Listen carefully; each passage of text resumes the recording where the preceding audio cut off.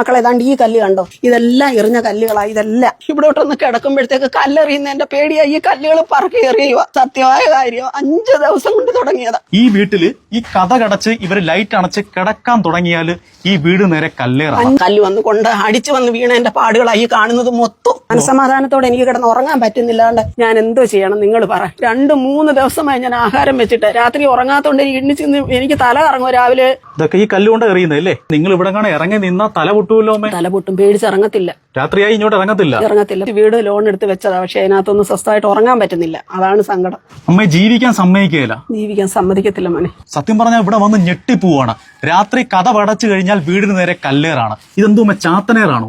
എനിക്കറിയത്തില്ല മോനെ. നമ്മൾ കേട്ടിട്ടേ ഉള്ളൂ വീടിന് നേരെ ചാത്തനേറെന്ന് കേട്ടിട്ടേ ഉള്ളൂ.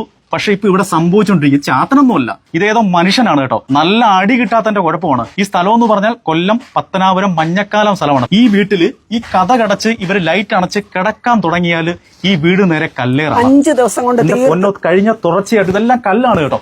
കഴിഞ്ഞ 5 ദിവസമായിട്ട് ഈ വീട് നേരെ കല്ലേറാണ്. ആരാ കല്ലെറിയുന്നെന്ന് അറിയത്തില്ല. ഉറങ്ങാൻ സമയക്കല്ലേ. 12 മണി വരെ 12:30 വരെ കല്ലെറിയും. ഇവര് നാട്ടുകാരോടൊക്കെ പറഞ്ഞ് ആളുകൾ ഇവിടെ വന്ന് നിൽക്കുമ്പോഴും കല്ലേറാണ്. ഈ കല്ല് എവിടുന്ന് വരുന്നെന്ന് അറിയത്തില്ല. പോലീസുകാർ 3 തവണ വന്നു. ഒന്ന് ആലോചിച്ച് നോക്കി, ചാത്തനെറിയുവാണോ അതോ മനുഷ്യനെറിയുവാണോ?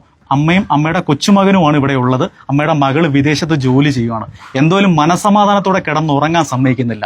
ചാത്തനായാലും മനുഷ്യനായാലും എന്തോലും ഇതിനൊരു പരിഹാരം ഉണ്ടാവണം. 12:30 വരെ എന്റെ കുഞ്ഞാന്നേ ഗൾഫിൽ ചെന്ന് കിടന്ന് കഷ്ടപ്പെട്ട് ലോൺ എടുത്ത് വെച്ച ഒരു വീടായത്. ഈ വീട്ടിൽ ചെന്ന് എനിക്ക് ഈ കുഞ്ഞിനും വയ്യാത്ത എനിക്ക് ഈ കുഞ്ഞിനും കൂടെ കിടന്ന് ഉറങ്ങാൻ ഇവിടെ ആ ഒരു ഭാഗത്തു നിന്നാണ് കല്ല് വരുന്നില്ലേ? കല്ല് ഈ ഭാഗത്തുനിന്ന് എവിടുന്നാ വരുന്നത് ഒന്നും അറിയത്തില്ല. എന്തോലും ഈ ഭാഗത്താണ് എറിയുന്നത്. കൂടുതൽ ഈ ഭാഗത്തും ഈ ജന്നലിന്റെ ഇവിടെ അപ്പുറത്തൊരു ജന്നലിന്റെ അവിടെയും കല്ല് വരുന്നുണ്ട്. അവിടെ ജന്നലിന്റെ അവിടെയും കല്ല് വരുന്നുണ്ട്. മോനെ കഴിഞ്ഞ ബുധനാഴ്ച മുതല് ഞാൻ എപ്പ കയറി ഇവിടെ കഥ വന്നടയ്ക്കും. 7 മണിക്കാണ് കഥ കടക്കുന്നെങ്കിൽ 7 മണി മുതൽ ഇവിടെ അങ്ങ് എറിയെന്ന് പറഞ്ഞാൽ ഭയങ്കര കല്ലുകൾ പറക്കി ചറപറോന്ന് അങ്ങ് എറിയുക.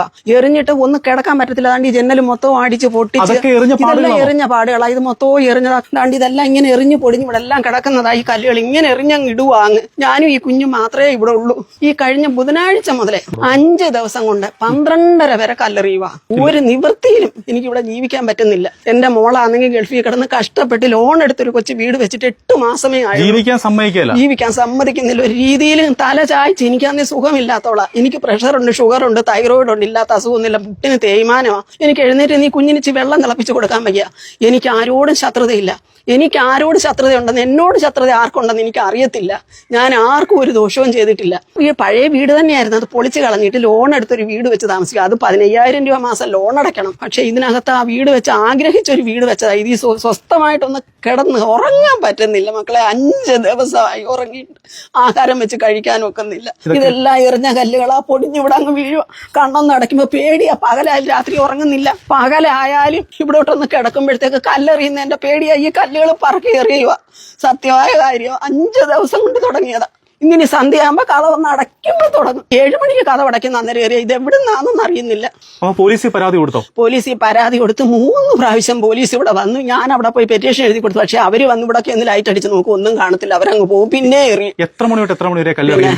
ഒരു ദിവസം ഇതുപോലെ 8 മണിയായപ്പോ ഞാൻ കയറി കിടന്ന് കഥ അടയ്ക്കുമ്പോ കഥവ് അങ്ങോട്ട് അടച്ച് നമ്മൾ കണ്ണിലോട്ട് ഉറക്കം പിടിക്കുമ്പോ പടപടവും അങ്ങ് എറിയ. ഈ കഥവേ വന്ന് കൊള്ളും. ഇവിടെ എല്ലാം വന്ന് കൊള്ളാൻ കണ്ടില്ലേ ഭിത്തിയല്ലേ? ദാണ്ട കല്ല് വന്ന് കൊണ്ട് അടിച്ചു വന്ന് വീണതിന്റെ പാടുകളായി കാണുന്നത് മൊത്തം. ഫ്രണ്ടിൽ നിന്ന് എറി വരുന്നില്ല. ഇതെല്ലാം കല്ലെറിഞ്ഞ പാടുകളാ. ഇതെല്ലാം കല്ലെറിഞ്ഞ അത് പടപടപടോന്നാ എറിയുന്ന.